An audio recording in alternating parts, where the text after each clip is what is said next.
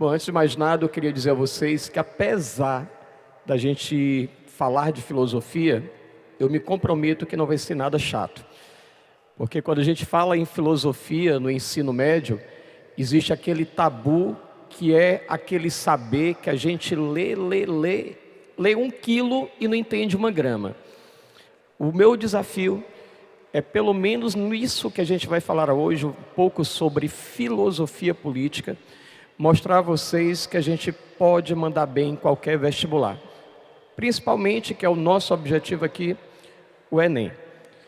Eu gostaria, primeiramente, antes da gente começar a brincar, a conversar um pouco, a dizer para vocês da minha alegria de poder, num domingo, que é o dia do descanso, encontrar vocês aqui, né? No sentido de que nada em nossas vidas vem fácil.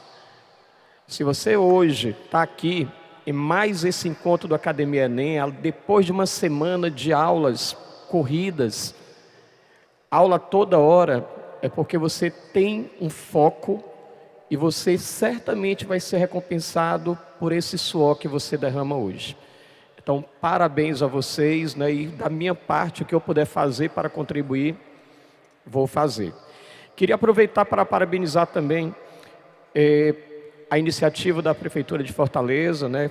O professor Fábio deve estar por aí nos bastidores, né? Na pessoa dele, eu queria parabenizar toda essa equipe do Academia Enem, que está aí, né? Colocando em prática esse sonho que já tem aí 10 anos, né? Mais de 10 anos.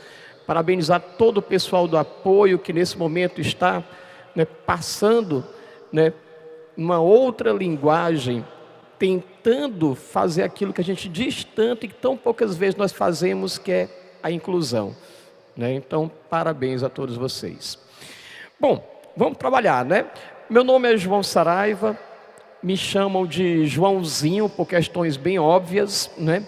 Estou na educação há 33 anos, trabalhando com filosofia e sociologia, e faço parte da equipe do Farias Brito, o pessoal do FB Online, que está em parceria com a Academia Enem.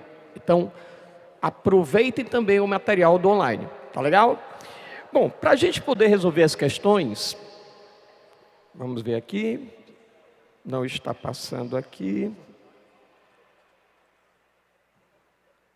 Tivemos uma falhazinha aqui no...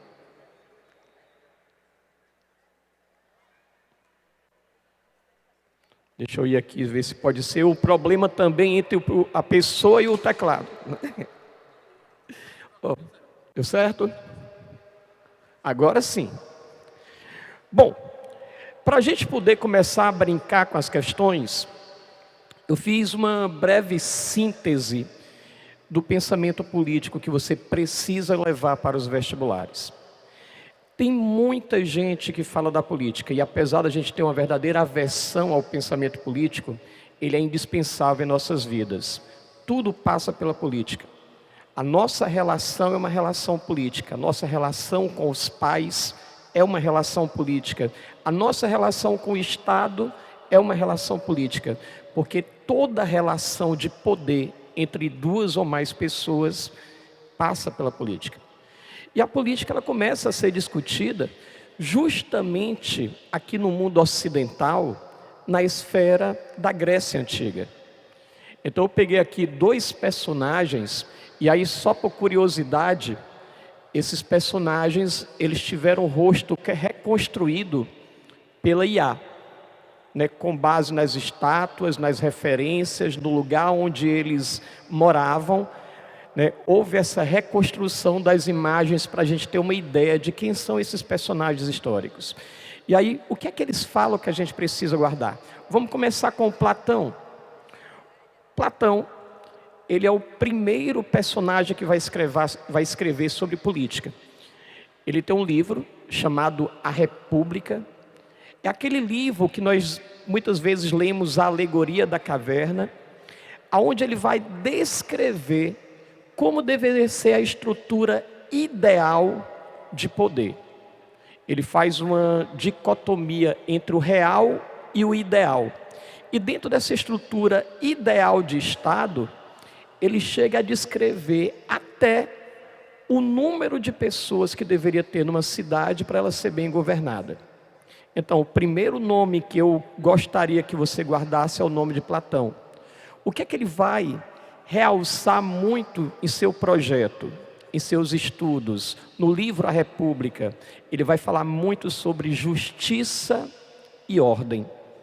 Detalhe, Platão é o grande representante do pensamento grego pós-Sócrates. Tudo que nós conhecemos de Sócrates, que é considerado o pai da filosofia ocidental, nós conhecemos por conta do seu discípulo Platão. O segundo nome que eu queria realçar é o nome de Aristóteles. Aristóteles foi discípulo de Platão. Enquanto Platão, no passado, havia criado uma escola para deixar os ensinamentos de Sócrates, que era chamada academia, Aristóteles ele vai criar o Liceu. No Liceu, ele vai desenvolver uma série de estudos sobre os mais variados temas, e um desses estudos foi sobre política. A palavra política, que deriva da polis, a cidade grega com as relações de poder, a palavra política teria sido criada por Aristóteles para se referir às esferas de poder. Para ele, o homem, quando vive na cidade, ele precisa dessa estrutura. Ele fala de 3 formas de poder que seriam interessantes para a vida social. Ele fala do poder de um só, mono, então seria a monarquia. Inclusive o termo arquia tem a ver com quantos estão no poder político, então era o poder de um só. Ele fala que a monarquia, no entanto, tinha um risco. Aonde uma só pessoa manda, essa pessoa pode virar uma tirana. Então a chamada estrutura de poder monárquica poderia virar uma tirania. Ele fala da aristocracia. Aristo, melhores. Então, quando ele fala de aristocracia, os melhores estariam a governar. Qual era o risco da aristocracia? Uma aristocracia poderia virar uma oligarquia. Olig tem a ver com poucos. Uma aristocracia poderia virar uma estrutura onde poucos iriam governar. E ele fala de uma politeia. Seria uma estrutura de poder com aquilo que tem de melhor das outras formas. Mas a politeia nunca existiu. E ele tinha muito medo que essa politeia virasse o que ele chamava de demagogia. O que é a demagogia? É uma estrutura de poder onde muito se fala e pouco se faz. Qualquer semelhança com os tempos presentes é mera coincidência, né? Mas ele também falou da democracia. Ele dizia que a democracia poderia até, das boas formas, ser a pior. E por que é que ele dizia isso, João? Porque na democracia, quem era cidadão poderia participar. E quem era o cidadão? Era o indivíduo do sexo masculino, maior de 21 anos, que morava na cidade, filho de pais que também viveram na região.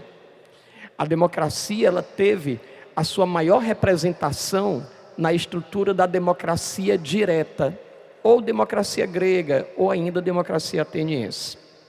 Bom, o terceiro nome que a gente cita é o de Maquiavel. Nicolau Maquiavel. Maquiavel ele é considerado o pai da filosofia política moderna. Apesar de muita gente não gostar de Maquiavel, Maquiavel ele é um cara fantástico no seu pensamento político. E detalhe, atual. Eu vou resolver algumas questões sobre Maquiavel já. Eu vou deixar para falar um pouco mais profundamente do pensamento dele. Mas eu me antecipo dizendo que Maquiavel, ele era um realista político. Ele via a política como a política era. E como é que a política era, João? Um jogo de interesses. Daí algumas frases dele ter se tornado populares. Tipo, se você não pode com seu inimigo, junte-se a ele. E na primeira oportunidade, apunhala-o pelas costas. Pessoal, isso é lindo, é a própria política brasileira. Já perceberam isso? Né? É um jogo, muitas vezes, de interesse em todas as esferas. Ora, a gente quando fala do pensamento político, a gente tem que falar de Thomas Hobbes. O pessoal que gosta de história já escutou falar muito de Hobbes. O Hobbes, ele é o primeiro dos autores contratualistas. É aquele que escreveu o Leviatã. João, o que é o Leviatã?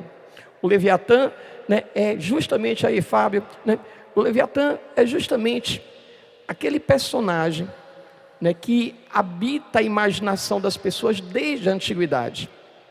João, o que é o Leviatã? É um monstro pré-histórico, citado inclusive na Bíblia, viu? No livro de Jó, que quando você ousava navegar por águas nunca antes navegadas, ele emergia, virava a embarcação e devorava. Devorava a tripulação que estava ali. O Estado tinha que ser como Leviatã, porque o Estado ele tem que ter uma autonomia e tem que ter poder. Se o Estado não bota o poder, todo mundo vai chegar e vai querer tomar esse poder para si. Então vira, né, o que a gente chama muitas vezes de uma anarquia. Lembrando que o prefixo ana, de anarquia, quer dizer ausência. Quer dizer que a gente não teria a figura de alguém no poder. Bom, né, João, então o Hobbes, como ele quer essa centralização do poder, ele é um absolutista? Sim. Ele é o primeiro contratualista que defende o poder centralizado nas mãos de uma só pessoa. O outro que a gente cita é o John Locke. O Locke é outro pensador contratualista. Ele vai escrever um livro chamado Dois Tratados sobre o Governo, em que ele vai dizer as bases do pensamento liberal. Ora, diz o Locke que o Estado tem que garantir às pessoas 3 coisas. João, que 3 coisas são essas? Vamos lá. Primeiro, qual é o maior bem que nós temos? A vida. Então, a primeira coisa que nós deveríamos preservar, a vida. Então o Estado não pode permitir que ninguém atente contra a vida do outro. A segunda coisa que o Estado tem que zelar é pela liberdade. E quando eu falo de liberdade, a liberdade é em todos os fluxos. Liberdade de pensamento, direito de ir e vir, liberdade religiosa, liberdade de associação, de você estar com quem você quer. E a terceira coisa, a propriedade, o quê? Privada. Aquilo que você trabalha para possuir, ou aquilo que você herda de herança, ninguém pode tirar de você. E o Estado tem que criar um mecanismo para impedir. Então, esse cara, John Locke, ele é considerado o pai do liberalismo, porque ele é o primeiro a falar, inclusive, sobre liberdade diante da propriedade. O terceiro nome que a gente cita, o terceiro dessa página, o sexto nome que a gente cita é o de Rousseau, Jean-Jacques Rousseau. Esse é famoso também. Todos vocês já falaram algo do tipo: o homem nasce bom, mas a sociedade o corrompe, né? É uma frase muito utilizada até mesmo nos repertórios socioculturais das redações. Pois bem, o que é que diz o Rousseau? Que o homem é produto do meio social. Esses caras diziam que o homem, antes de viver em sociedade, vivia no estado de natureza. E no estado de natureza, o homem ele consegue o que ele quer muitas vezes pela força. O Rousseau dizia que no estado de sociedade, né, o homem, ele muitas vezes precisava de fato de alguém que organizasse a estrutura. Ele dizia que, no entanto, o grande responsável pela violência e pela desordem na sociedade era a propriedade privada. Foi com a propriedade privada que se originou as desigualdades. E aí a gente fala de outros nomes. Montesquieu. O Barão de Montesquieu é aquele cara que chega a fazer parte da realeza, a participar das decisões da nobreza, mas o que é que vai dizer o Montesquieu? né, que é preciso que o poder não seja centralizado em uma só pessoa. Até para evitar aquilo que o Platão, aquilo que o Aristóteles, principalmente o Aristóteles falava, de o governo de um só não virar uma tirania. Montesquieu, então, ele sugere a tripartição do poder. A separação do poder em executivo, legislativo e judiciário. Cada um com uma função. E essas funções deveriam ser orientadas por um livro. Que livro é esse? A Constituição. Então, tudo deveria ser feito conforme a Constituição.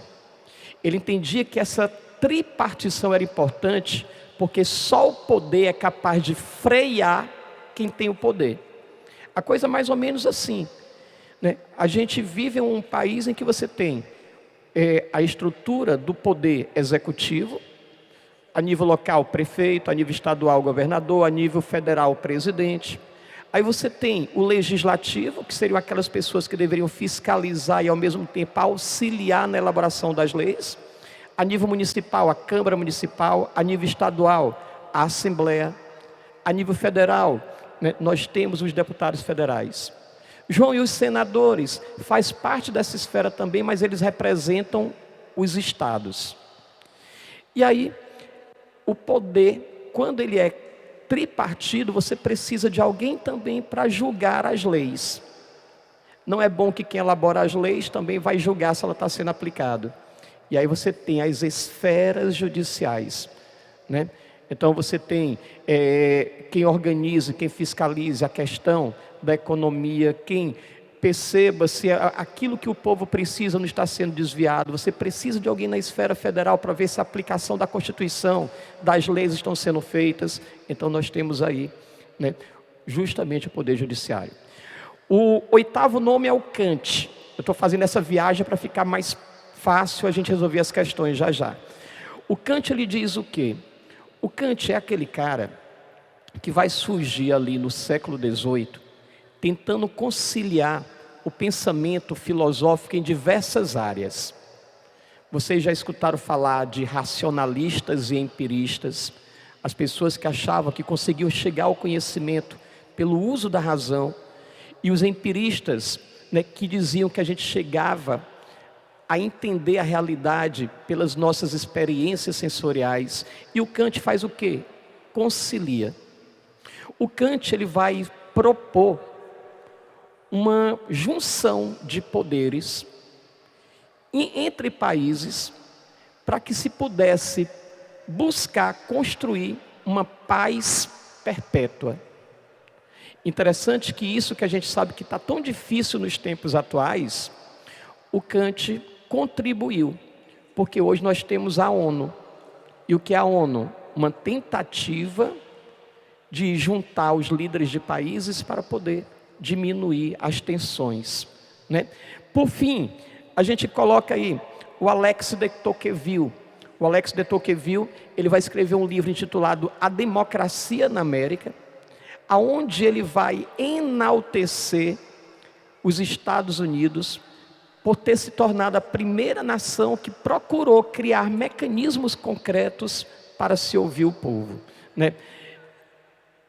João, está faltando o nome que eu escuto muito, Marx. Pois é, o Marx não podia ficar de fora. Ah, João, não leva mal não, eu não gosto desse cara. Pessoal, deixa eu dizer uma coisa para vocês. Quando a gente vai fazer um concurso, um vestibular, não olhe para a ideologia. Pense na sua aprovação. Essa história de você dizer, eu não vou estudar isso porque eu não gosto, isso não vai te ajudar. Imagine, eu não vou estudar física porque eu não gosto, eu não vou estudar química porque eu não gosto. Vai ter física e química no vestibular? Vai. Então você tem que estudar. João, mas você está partindo do pressuposto que vai ter Marx no vestibular. É raro a vez que não tem. Então está sempre lá. E o que é que o Marx ele fala? O Marx ele vai escrever vários livros em que ele vai fazer uma análise do poder. A ideologia alemã, o manifesto do Partido Comunista, a própria obra O Capital, uma contribuição crítica à filosofia do direito de Hegel, a Sagrada Família. Todas essas obras ele vai trazer alguma referência ao pensamento político. Lógico que ele concentra a sua reflexão naquilo que a gente chama de luta de classes.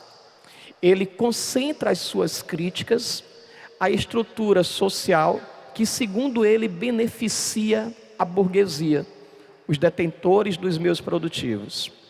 Bom, a gente cita ainda aí de quebra a Hannah Arendt. Ah, João, já escutei falar. Quem é? Uma filósofa, professora, filósofa, que viveu na Alemanha, mas de descendência judia, e que escreveu duas obras muito interessantes sobre a estrutura política. Uma foi As Origens do Totalitarismo, onde ela fala que toda estrutura totalitária, toda estrutura com poder centralizado em uma só pessoa é ruim. Ela critica o totalitarismo de esquerda, no caso o comunismo. Ela critica o totalitarismo de direita, que foi o que varreu em guerras a Europa, que foi o fascismo e o nazismo. João, agora tu falou uma coisa que eu não sei. Nazismo, fascismo, é de direita? Pessoal, é de direita. Apesar deles terem buscado apoio dos movimentos de trabalhadores, apesar, né, de serem governos que tinham uma estrutura de personalismo no líder, né, eram estruturas conservadoras, queriam conservar o status quo, tá bom? Bom, o outro livro é A Condição Humana. Esse livro, A Condição Humana, é uma crítica que a Hannah Arendt faz ao fato da ONU ter sido criada em 1948 para tentar criar um momento de paz no mundo, e 10 anos depois, em 1958, o mundo continuava muito turbulento. Então ela vai escrever, né, a condição humana como sendo uma crítica à condição que o homem ainda permanecia mesmo no período pós-guerra, né? E aí outros nomes contemporâneos, que eu vou, para a gente poder resolver as questões, deixar para falar sobre eles quando eu estiver resolvendo alguma questão. Fiquem atentos para esse primeiro, John Rawls. Ele é um teórico americano. Ele é chamado de o quarto contratualista. Hobbes, Locke, Rousseau. Ele é chamado de um contratualista contemporâneo. Ele vai escrever um livro chamado Uma Teoria de Justiça, onde ele diz que para a gente viver uma sociedade melhor, os órgãos que são responsáveis por trabalhar a justiça precisam usar um véu de ignorância. O que é um véu de ignorância? Não saber quem ele está julgando para ele tratar de maneira igual, né? E por fim, aí o Michel Foucault, que fala de vigiar e punir. Uma obra que tem tudo a ver com a sociedade que nós estamos vivendo hoje, que está constantemente sendo vigiada, né? Em todo canto são câmeras nos vigiando, porque se acredita que quando você está sendo vigiado, você evita cometer um delito. Então é aquela história que os antigos falam, né? A ocasião faz o ladrão. Se eu tenho uma coisa dando sopa, não tem ninguém vendo, alguém pode dizer, valha, foi Deus que mandou, eu vou levar para mim. Mas, se você tem uma câmera ali, tu vai dizer, é bom eu não pegar não, deixar ali mesmo, não é meu. Então ele vai falar um pouco dessa estrutura, fazendo uma crítica à sociedade capitalista, tá bom? Habermas e Charles Taylor são outros dois nomes. O Habermas é o último remanescente da escola de Frankfurt. Esse cara, ainda vivo, 95, 96 anos.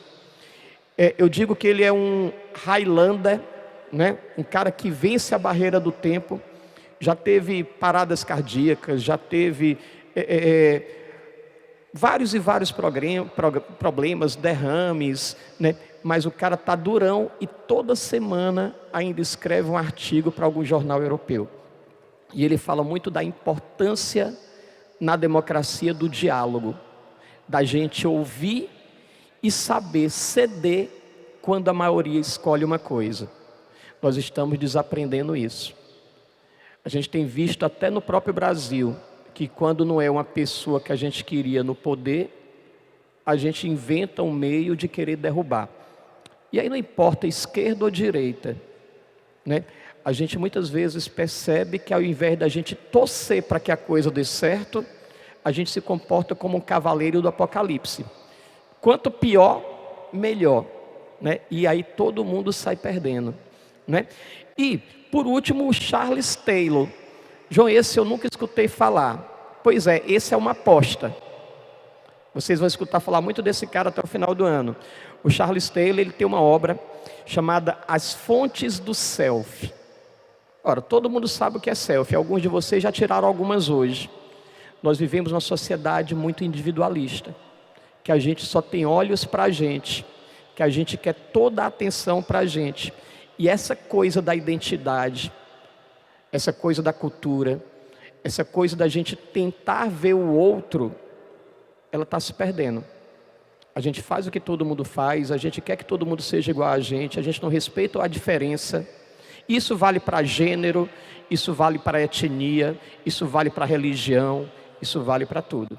E tudo isso acaba impactando no meio político. Ok? Bom, já falei um pouco sobre essas ideias, eu vou partir para o que nos interessa, tá bom?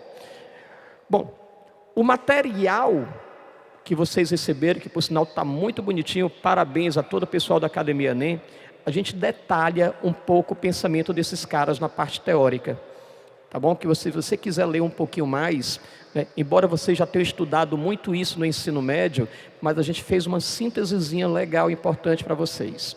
Bom, a primeira questão que a gente traz para vocês é uma questão, né, de filosofia política que diz assim: em Atenas, o povo exercia o poder diretamente na praça pública.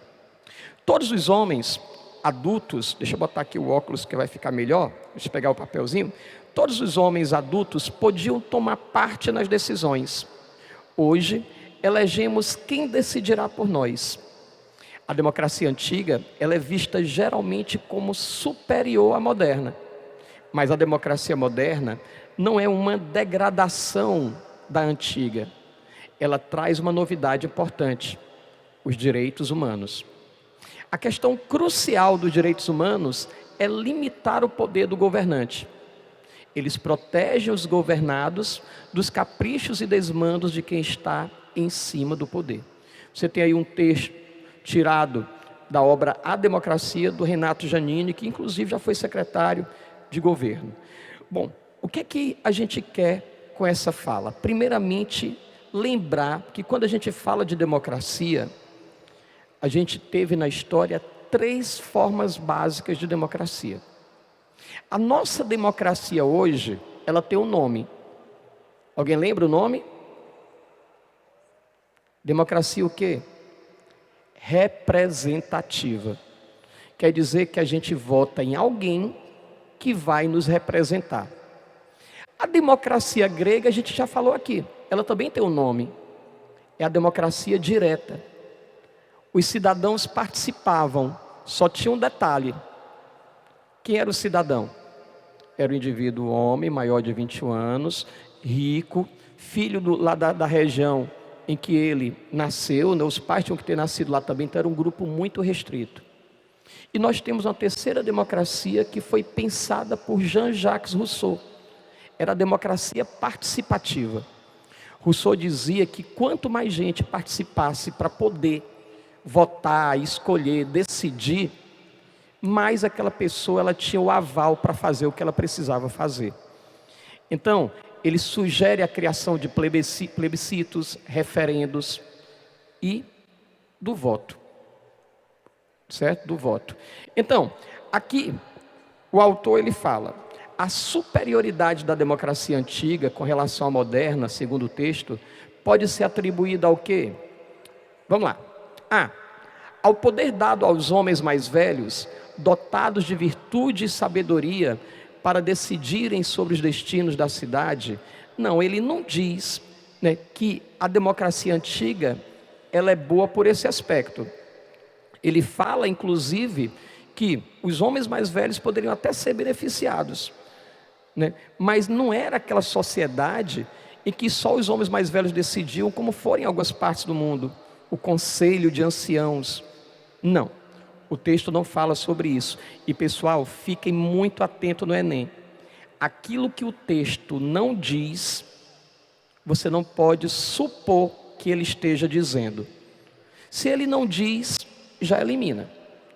B, condução de forma justa da vida em sociedade e garantia do direito de todos os habitantes da cidade de participarem das assembleias.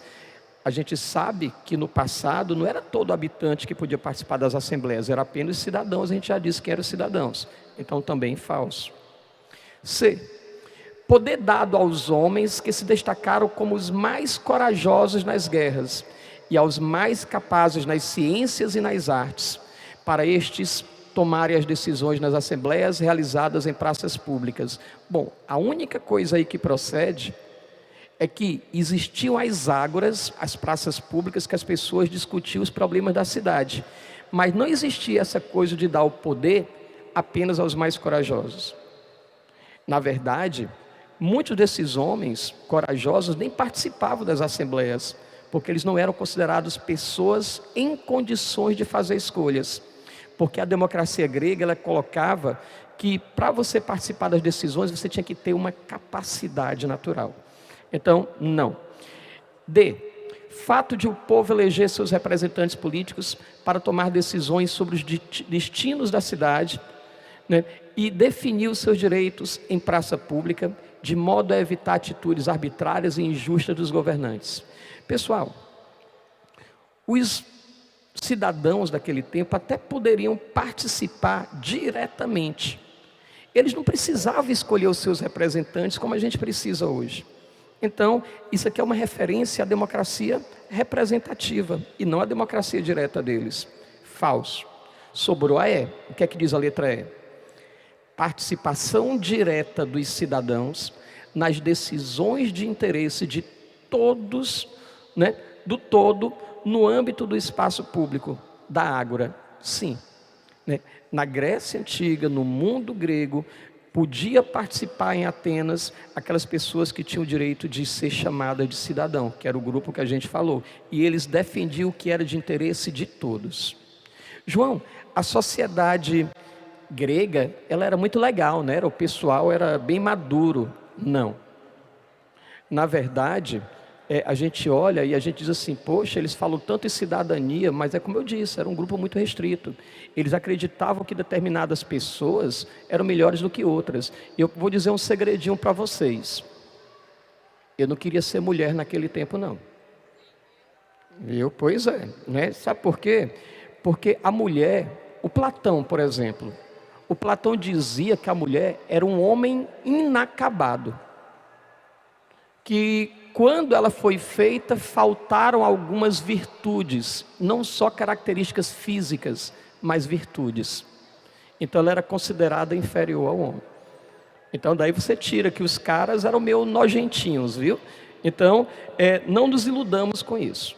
Bom, a próxima questão, ela está na página 45 do seu material e ela diz assim: a crise da aristocracia implicou também, deixa eu passar aqui, eu acabei ficando aqui preso aqui, sem passar para vocês a resposta, eu peço perdão. Então o item era o item que a gente acabou por resolver, agora eu vou ficar mais atento aqui. Bom, o texto ele diz: a crise da aristocracia implicou também a crise da antiga Areté. Os valores tradicionais, que eram precisamente os valores apreciados pela aristocracia, a crescente afirmação da possibilidade de ascender ao poder a círculos mais vastos, fizeram desmoronar a convicção de que a Areté estivesse ligada à nascença. Isto é, que se nascia virtuoso e não se tornava, pondo em primeiro plano a questão de como se adquire a virtude política. A ruptura do círculo restrito da polis e o conhecimento de costumes, usos e leis opostos deveriam constituir a premissa do relativismo, gerando a convicção de que aquilo que era considerado eternamente válido, na verdade, não tinha valor em outros meios e em outras circunstâncias. Pessoal, ele quer saber quem é que falava sobre isso no mundo em que os gregos viviam. Então ele sugere aí, em cada alternativa, alguém, mas eu queria ir logo direto ao ponto. Olha só, os socráticos, eles tinham um adversário. O grande adversário dos socráticos era um grupo chamado de sofistas. Os sofistas, eles eram pensadores, e eram bons pensadores, é bom que se diga. Lembre-se que a palavra sofia quer dizer sabedoria. Os sofistas então eram sábios.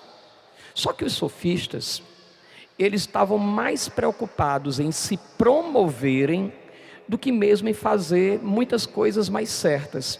Eles eram professores, mestres na arte de ensinar, mas também de persuadir, de convencer pela palavra. Inclusive havia duas coisas que os sofistas falavam que era perigoso.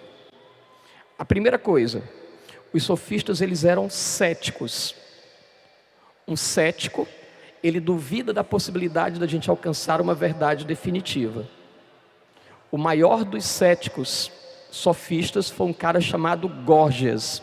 O Górgias duvidava até mesmo da existência dele. Ele era visto constantemente cortado, todo roxo, porque ele se beliscava para ver se aquilo que estava acontecendo era verdade. A gente até diz brincando, né? Me belisca aqui para eu ver se é verdade. E ele era desse jeito. E há uma segunda característica dos sofistas que você mataria o texto por ela. Ora, os sofistas, eles eram relativistas. Eles diziam que não há uma verdade absoluta, que tudo está em constante mudança. Ora, Protágoras, o maior dos sofistas, dizia que o homem era a medida de todas as coisas. Quer dizer que ele julga o outro a partir de si. O problema é, se eu estou julgando o outro a partir de mim, a minha medida, a minha régua, ela pode ser diferente da sua. O que pode ser muito bom para mim, pode não ser para você. E o texto, ele fala de relativismo, certo? Então, se você pegasse o texto, e como ele fala algumas vezes de relativismo, isso tornaria fácil você sustentar a questão. Então, vamos lá. O texto se refere a um determinado movimento. Então, a gente já sabe que o movimento é o movimento sofista, que sustentava que o homem não aristocrático poderia chegar ao poder. Ele acreditava que toda e qualquer pessoa que soubesse discutir na esfera pública, que soubesse convencer com bons argumentos quem estava mais próximo ao poder, poderia também se beneficiar. E isso era um problema com os socráticos, porque os socráticos diziam que não era todo mundo que estava apto a chegar ao poder. Eles eram mais conservadores. Então, aí é a letra C. João, o que é que está errado em A? Vamos lá, o que é que diz em A? Ele fala dos estoicos. O que é que ele fala sobre os estoicos? Que os estoicos, nesse movimento, afirmavam que a virtude poderia ser adquirida pelo povo. Pessoal, os estoicos é um grupo de pensadores que viveram dentro do helenismo grego. Estão lembrados? Epicuristas, estoicos, céticos, cínicos. Diógenes, o homem que inspirou o Chaves, né? O homem que morava no barril, né? Pois bem, os estoicos fazem parte desse grupo. Os estoicos tinham uma preocupação muito grande em fazer com que o homem valorizasse mais as virtudes do que o prazer. Os estoicos diziam que o prazer, ele pode ser ruim, porque quando a gente vive muito prazer, a gente perde a responsabilidade, a gente perde a virtude.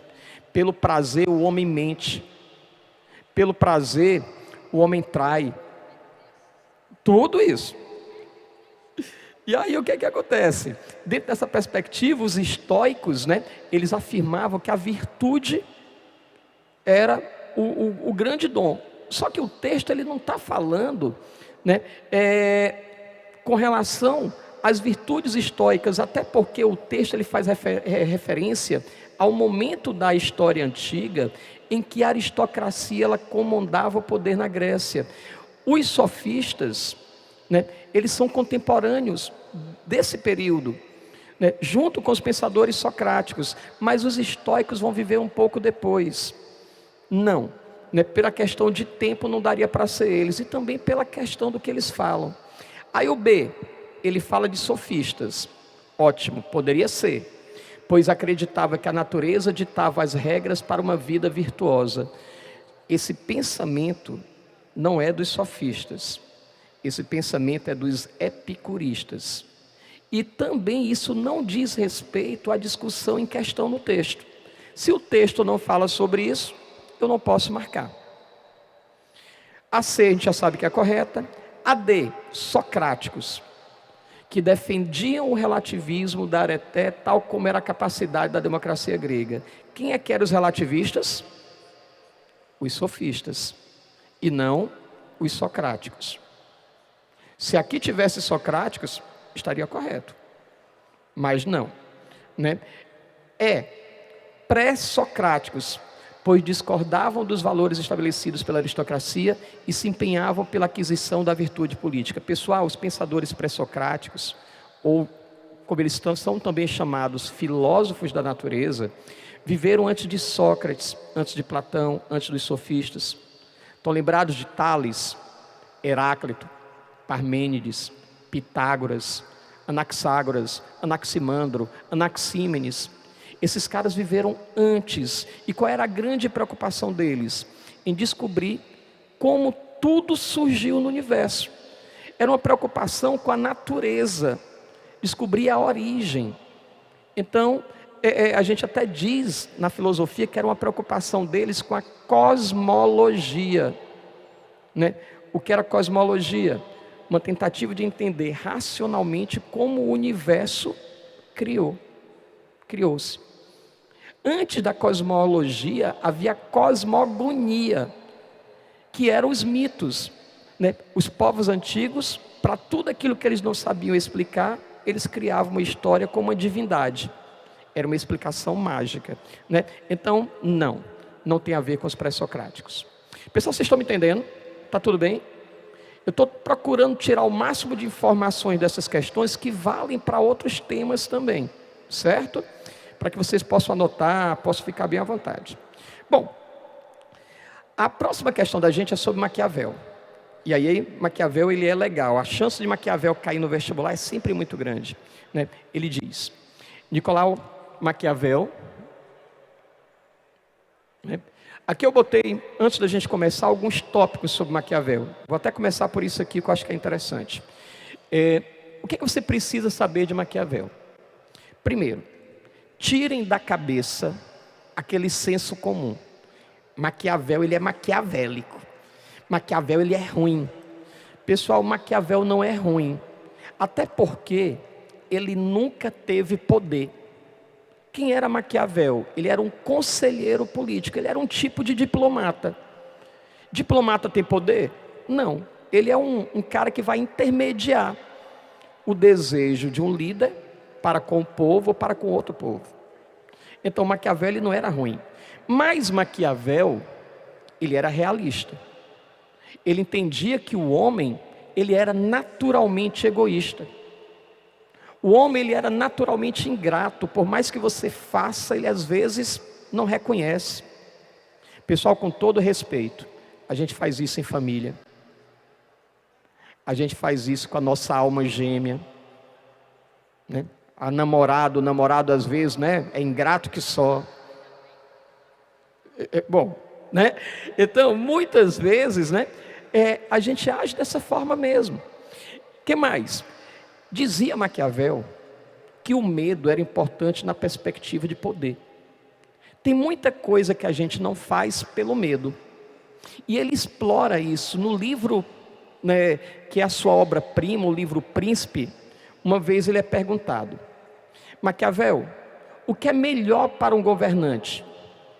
Ser amado ou ser temido? E qual foi a resposta dele? Ser temido. Sabe por quê? Porque quando você é amado, é porque você é bom.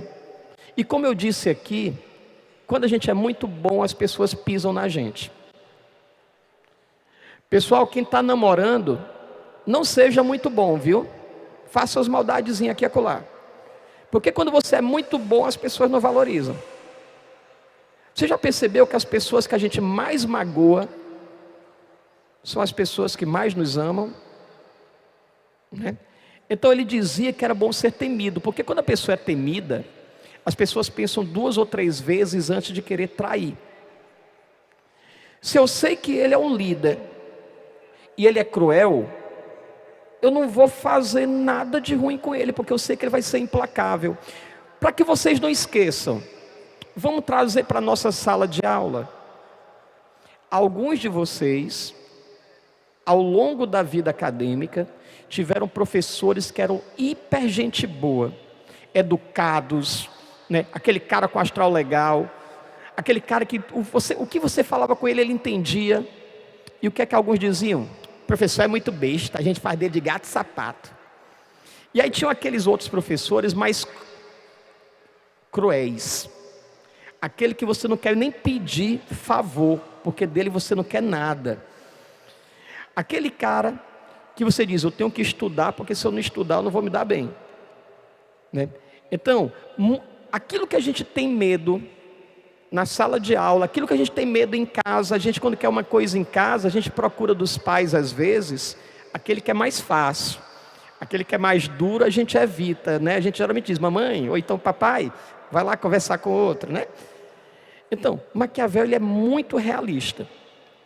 Em O Príncipe ele diz também o seguinte, que o governante ele tem que ter habilidade no poder. Ele precisa saber utilizar da virtude e da fortuna. João, o que é virtude? O que é fortuna?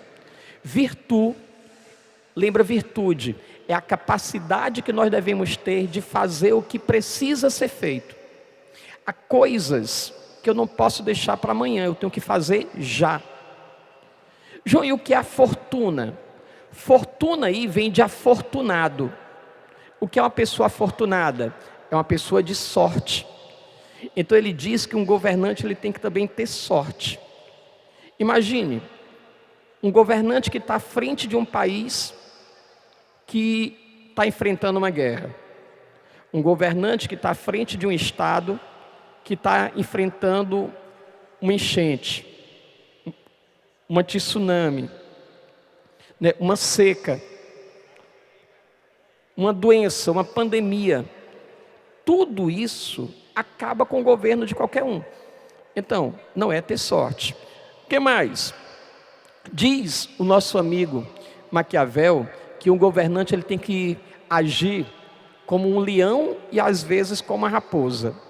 Como leão, para que se ele precisar devorar a sua presa, ele devore.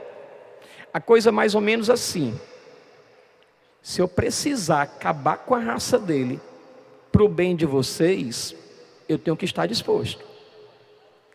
É melhor sacrificar um do que a todos, certo? Mas eu tenho que ser também uma raposa. Há momentos que a melhor coisa a fazer é você fugir. O abacaxi está grande, eu não vou ficar aqui não, eu vou me mandar, eu vou escapar, né? Então, olha como Maquiavel está dizendo coisas que são muito claras no nosso cotidiano, né? Ele diz que ética e política têm que ser separadas.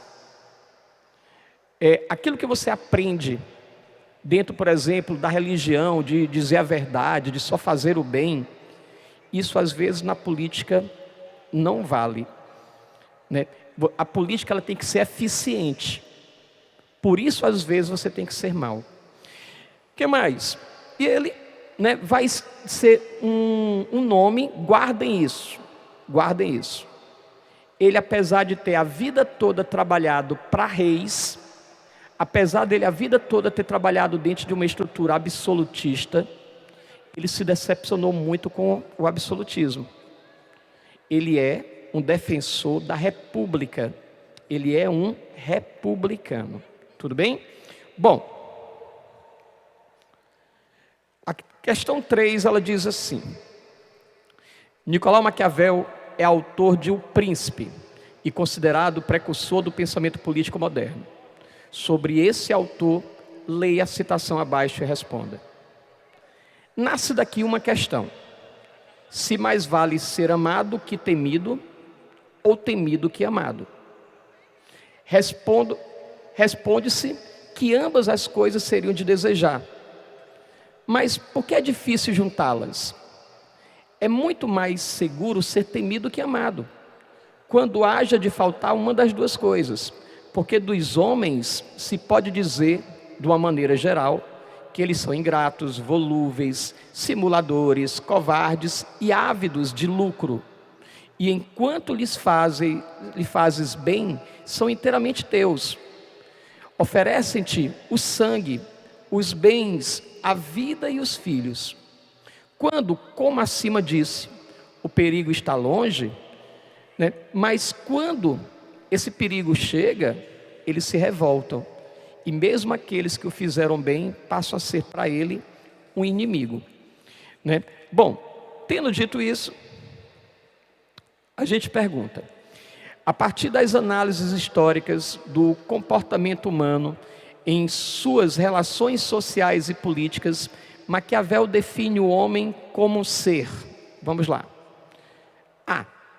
Maquiavel ele vê o homem, ele vê o ser humano, ele vê a realidade como sendo um mundo de virtude, com disposição nata a praticar o bem a si e aos outros. Pessoal, Maquiavel acha que o homem, ele é egoísta. Então, quando ele fala que o mundo de virtude, egoísmo, ganância, individualismo, não são virtudes. Então, ele não vê um mundo virtuoso. B, possuidor de fortuna, valendo-se de riquezas para alcançar êxito na política. Eu disse que fortuna em Maquiavel não é riqueza, vem de afortunado, de pessoas que sabem lidar com a ocasião, lidar com a sorte. Não. Então Maquiavel ele diz que o homem ele é um ser guiado por interesses, de modo que suas ações são imprevisíveis e inconstantes. Sim, né? O homem ele é um ser que é guiado por interesses. É um cara que ele é capaz de fazer de tudo para alcançar o que ele deseja. Tanto que a frase mais conhecida de Maquiavel, que vocês também utilizam muito em redação, ela trata sobre isso. Qual é? Os fins justificam os meios. Se você tem um objetivo a alcançar, não importa como. Se o cara que tiver que passar por cima de alguém, o cara passa para ele alcançar o que ele quer. Agora deixa eu dizer uma curiosidade para vocês. O pessoal que gosta de citar filosofia em redação, no repertório, cuidado com essa frase. Essa frase você só encontra na tradução do livro de Maquiavel, do livro Príncipe, no português. João, quer dizer que ele não diz essa frase? Não, a frase mais conhecida dele, ele não diz. Ele até diz algo parecido, mas ele não diz que os fins justificam os meios. Tudo bem? Ele fala do egoísmo humano. Ele fala que o homem é capaz de tudo, mas ele não chega a dizer isso. Então, numa redação, você diga, segundo o pensamento atribuído ao Maquiavel, viu? Atribuído. Ok? Bom, depois, o homem é naturalmente racional, vivendo em um estado pré-social e, portanto, seus direitos são naturais. Quem fala isso são os pensadores, né, contratualistas, quando eles se referem ao estado de natureza. Essa frase ela é típica do Hobbes e não do Maquiavel. Por fim, o homem ele é sociável por natureza, mantendo relações pacíficas com seus pares. Bom, a gente já sabe que o homem ele não é um ser sociável, o homem ele é egoísta, o homem ele é grosso, o homem ele é capaz de muitas coisas para conseguir o que ele quer. Então isso também não tem nada a ver. Tá bom? Vamos a mais uma questão. Deixa eu passar a sair do Maquiavel para a gente resolver uma outra questão que fala do Hobbes, certo? Pessoal, isso aqui eu também acho interessante que vocês conheçam, né? Vocês sabem, vocês já estudaram. Isso aqui é só uma síntese, né? Para vocês também. Tem um quadro até mais completo no material de vocês. O que é que defende cada um dos pensadores contratualistas? Hobbes, ele defende a vida. Ele acredita que o homem no estado de natureza, ele vive uma guerra de todos contra todos. Certo? E que o ideal para que o homem acabe com isso, já que ele é movido pelas paixões, pelo instinto, é que você tenha um estado com poder absoluto, que venha punir, né, quando alguém desobedece às regras. O Locke, ele defende principalmente a propriedade, entendendo que a vida é uma propriedade, entendendo que a liberdade é uma propriedade, entendendo, né, que a propriedade privada são as propriedades materiais que a gente acumula ao longo de uma vida. E que o homem, ele deve ser livre para construir o que ele quer, para norteá-lo. E ele defende um Estado liberal. Se ele defende a liberdade, então ele defende o liberalismo, o Estado liberal. O Estado que, em conjunto com o homem, ele desenvolve o que é melhor para todos. E o Rousseau? O Rousseau é o mais romântico. O Rousseau é aquele que diz o quê? O homem nasce bom e a sociedade o corrompe. O homem ele é produto do meio social. Né? Ele fala, né, que o grande objetivo do Estado deve ser o quê? Assegurar a todos a liberdade. Liberdade, inclusive, de participação. Liberdade para que o homem escolha, né, quem ele quer ver no poder. Né? Então ele fala que o homem, ele é bom, a sociedade o corrompe quando a estrutura social, né, ela não mais atende à necessidade de alguns, e que o Estado, ele deve, de alguma maneira, favorecer mecanismos para que um número maior de pessoas participe. Tendo dito isso, né, vamos aí à quinta questão, que está presente na página 46 do material de vocês. Diz assim: a importância do argumento de Hobbes está em parte no fato de que ele se ampara em suposições bastante plausíveis sobre as condições normais da vida humana. Para exemplificar, o argumento não supõe que todos sejam de fato movidos pelo orgulho e validade para buscar o domínio sobre os outros. Essa seria uma suposição discutível, que possibilitaria a conclusão pretendida por Hobbes, mas de modo fácil demais. O que torna o argumento assustador e lhe atribui importância e força dramática é que ele, Hobbes, acredita que pessoas normais, até mesmo as mais agradáveis, podem ser inadvertidamente lançadas nesse tipo de situação, que resvalará então em um estado de guerra. Então o que é que ele está dizendo? Que você não deve se iludir com quem está ao seu lado. Esse seu amigo que está ao seu lado, se tiver um interesse maior, por exemplo, se ele quer a mesma vaga, né, sua do vestibular, cuidado. Ele é capaz de tudo, até de te oferecer um bolo não muito bom na véspera da prova, para no dia tu não sair do trono. Então, cuidado, né? Ele diz que a natureza humana ela é pervertida, né? O homem ele tem uma natureza perversa, certo? E aí, em cima disso, ele fala o quê? O texto ele apresenta uma concepção de filosofia política conhecida. Ora, ele está falando como o homem ele era antes da vida em sociedade. Ele está falando do chamado estado de natureza, certo? João, e os outros conceitos? Vamos lá. Alienação ideológica. Pessoal, quem é que mais fala de alienação na história? Quem é que fala de luta de classes? Marx. O Marx ele diz que Existe a luta de classes porque a classe trabalhadora, o chamado proletariado, é facilmente manipulado, é facilmente alienado. Então, se eu estou falando de alienação ideológica, eu estou falando de Marx. Bota aí do lado, isso aí quem fala é o Marx. Microfísica do poder.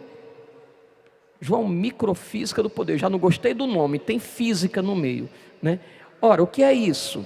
Pessoal, microfísica é um conceito criado por um pensador chamado Michel Foucault, que vocês também já estudaram.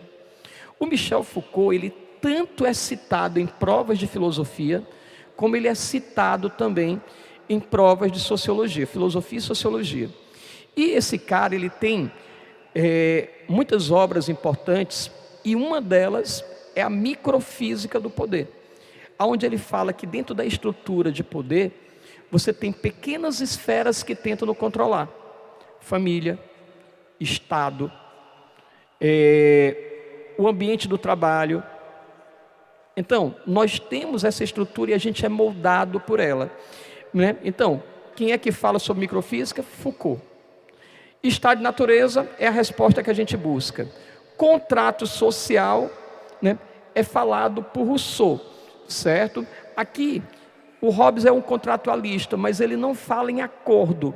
O rei tem que ter um poder imposto. Então não há diálogo, não há um contrato. Na verdade, ele vai simplesmente impor e você vai ter que obedecer. E o texto não fala diretamente sobre isso. Depois ele fala de vontade geral. Vontade geral é um conceito de Rousseau. Ele diz que a gente vive melhor em sociedade se a gente tiver a oportunidade de compartilhar o que é desejo de todos com todos. Certo? Bom, eu tenho um tempo, né? Vocês me deem só um toquezinho quando faltar uns 5 minutos antes, tá bom? Eu agradeço, né? Bom, vamos aqui para uma outra questão. A questão a seguir, ela é muito interessante. Essa questão, ela foi uma questão criada, né, para um simulado do sistema Farias Brito, do pessoal do online, e eu coloquei aqui para vocês que eu acho ela bem curiosa. Deixa eu colocar aqui. Ele diz assim, leia o texto. As atividades humanas estão ficando a cada dia mais dependentes da tecnologia e, portanto, susceptíveis às suas vulnerabilidades e seus efeitos. Alguns estudiosos desenvolvem um paralelo deste domínio com o livro Leviatã, escrito por Hobbes. Hoje, a internet pode ser considerada o Leviatã digital. Bom, o que é o Leviatã? Eu já disse para vocês que é aquele monstro que surgia das profundezas para poder colocar limites no homem. E que o Estado, segundo Hobbes, tem que agir com força. Ora, se a gente for olhar, ele está dizendo assim, né? Deixa eu ver aqui. No texto, o uso da expressão Leviatã digital, né, no texto, com o uso da expressão Leviatã digital, seu autor sugere que... Então, o que é que ele vai estar sugerindo? Será que ele sugere no texto que o avanço tecnológico da sociedade é possibilitado pelo exercício de um poder do Estado inquestionável nos moldes do Leviatã, descrito pelo filósofo inglês Thomas Hobbes? Pessoal, o avanço tecnológico da sociedade, ele precisa se dar de maneira independente. Inclusive, há muita dificuldade em se regular o que a internet pode ou não deve fazer. A gente sabe que muitas vezes se tem medo. Por exemplo, na China.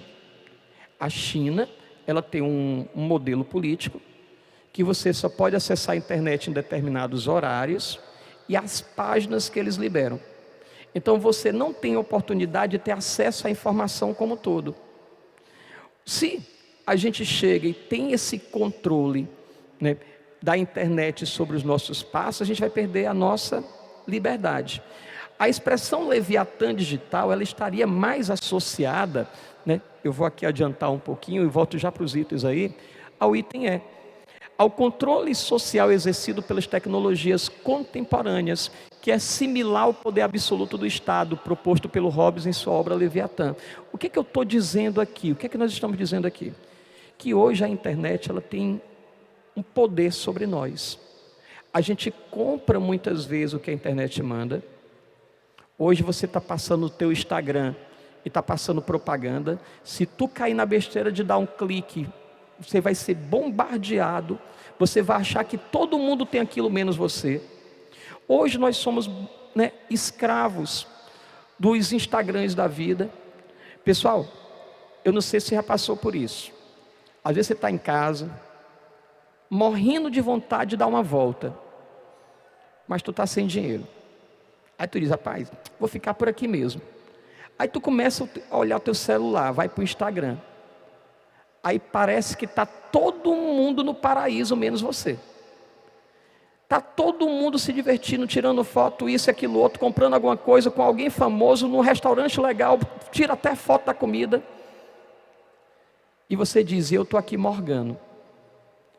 A gente hoje escuta o que a mídia manda, acredita no que a mídia manda, daí a gente ter visto a proliferação das chamadas fake news, né? Então é o Leviatã digital, certo? O que é que diz a D?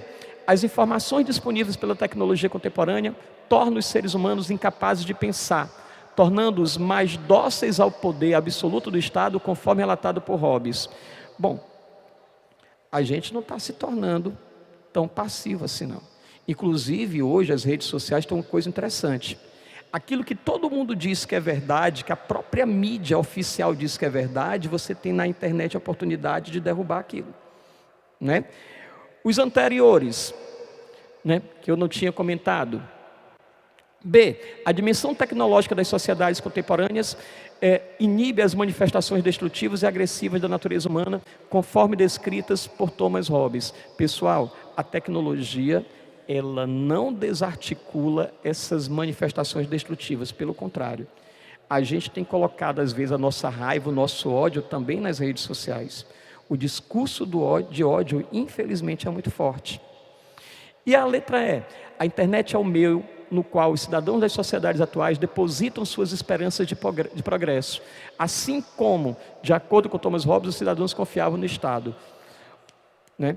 A gente não confiava e ainda hoje a gente tem dúvidas do que o seu Estado realmente ele é confiável. E aí não interessa a esfera, eu não estou falando de A ou B, né? Mas a posição do homem diante de tanta coisa que a gente já sofreu é de desconfiança contínua, certo? Como é que eu estou aí? Dá para mais um ainda ou não? Beleza, então dá. Vamos lá.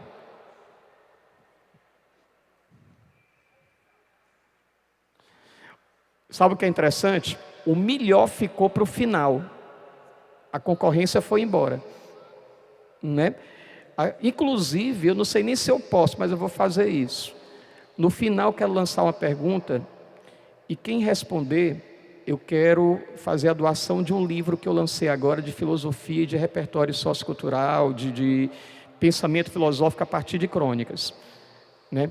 Aí no final vou ver se eu lanço uma pergunta aqui, alguma coisa, né? Se alguém que está aí na produção quiser me ajudar, eu agradeço, né? Que é a recompensa por vocês terem ficado até aqui nesse momento, tá bom? Vamos lá. Vamos pegar aqui uma questãozinha, que é a nossa saideira. Vamos ver aqui uma questão boa.